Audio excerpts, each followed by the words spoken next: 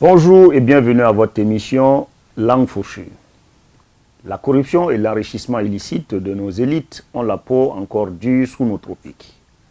En proie à de récurrentes attaques terroristes depuis quelques années, le pays de Modibo Keïta use de tous les moyens techniques et humains pour venir à bout de cet ennemi presque invisible. Pour débusquer la menace des airs, vu que le terrain est assez dangereusement praticable, engins explosifs improvisés oblige, les autorités maliennes ont décidé d'étoffer leurs capacités aéroportées.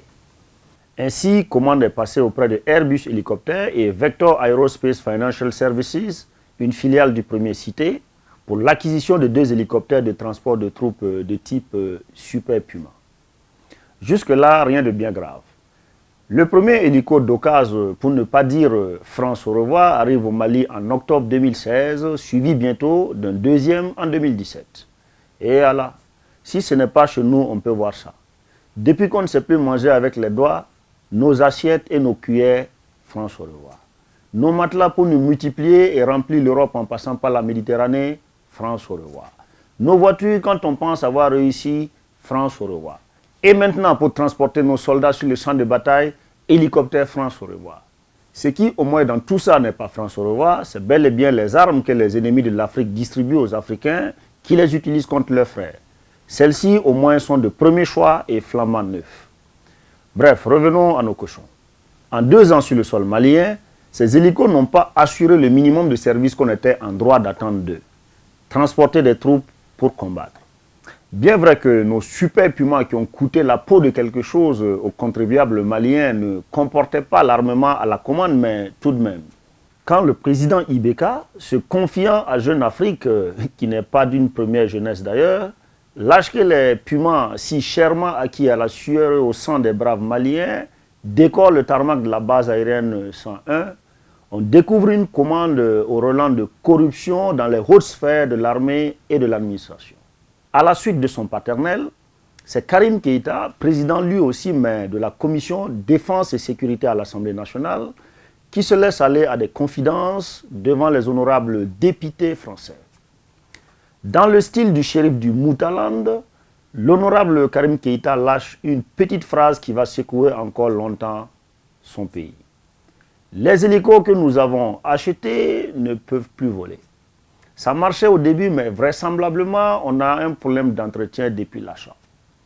Je me demande si on n'a pas été floué dans l'achat. Mais selon toute vraisemblance, dans ce commerce pas très équitable, les 2 aéronefs ont été commandés avec en sus des pièces de rechange et la formation des pilotes. Quoi de plus normal d'ailleurs. Même si ce sont des France au revoir, le système D tel qu'on l'applique aux voitures ici en Afrique ne saurait fonctionner dans ce cas de figure. Et dans un hélicoptère, il n'y a pas de poussée, on va démerder. Il se murmure dans les coulisses que dans cette transaction aéroportée, des gros sous se seraient volatilisés, mais dans les poches des acteurs de la chaîne de commande, mais surtout de la chaîne de commandement.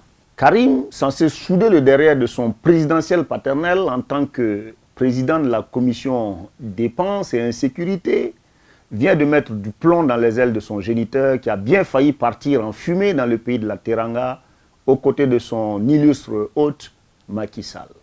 Fort heureusement, il est encore là pour écouter son rejeton sur ce dossier fumant. Parce que, tenez-vous bien, le règlement de l'achat d'un des hélicoptères a été effectué en liquide. Plus de 3 milliards de nos francs en cash. Ça, il faut le faire. Comme sous d'autres cieux au Moutaland avec monsieur 10%, faites le calcul sur 3 milliards et des poussières que ces hélicos ne soulèvent même pas de toute façon et vous serez édifiés. Encore heureux que les rustiques Mi-21 et Mi-35 russes ne sont pas du toc, comme ces Pumas qui ne bondissent pas du tout. Eux au moins assurent encore le boulot qu'on attend d'eux. En attendant. Mais j'y pense. Qui a floué qui dans ce deal militaro-familial? Le partage n'a-t-il pas été équitable? Chut, secret dépense. À bientôt pour une autre langue fourchue.